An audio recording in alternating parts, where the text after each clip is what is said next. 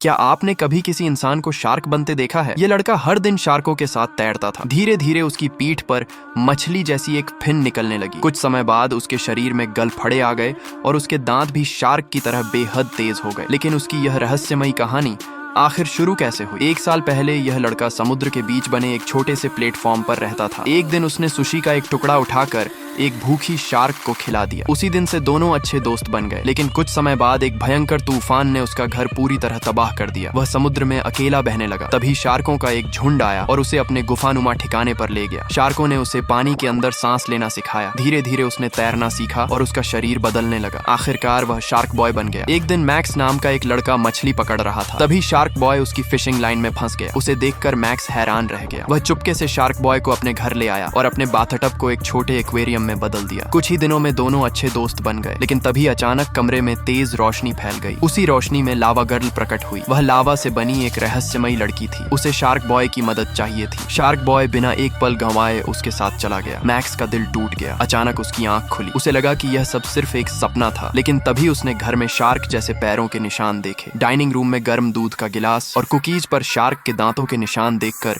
उसे यकीन हो गया कि यह सपना नहीं था। अगले दिन उसने पूरी घटना स्कूल में अपने दोस्तों को सुनाई। लेकिन किसी ने उसकी बात पर विश्वास नहीं किया। सब उसका मजाक उड़ाने लगे। तभी अचानक बाहर एक भयंकर तूफान आ गया। अगले ही पल शार्क बॉय और लावा गर्ल दीवार तोड़ते हुए सीधे क्लासरूम में आ गए। पूरी क्लास डर के मारे सन्न रह गई। लावा गर्ल जहाँ जहाँ कदम रखती वहाँ आग की लपटें उठने लगती। फिर दोनों ने मैक्स से कहा, हमें अपने ग्रह को बचाने के लिए तुम्हारी मदद चाहिए। डर के बावजूद आखिरकार मैक्स उनके साथ जाने के लिए तैयार हो गया और अगले ही पल तीनों अंतरिक्ष की ओर उड़ गए। आगे की पूरी कहानी जानने के लिए अभी सब्सक्राइब करें और पार्ट 2 जरूर देखें।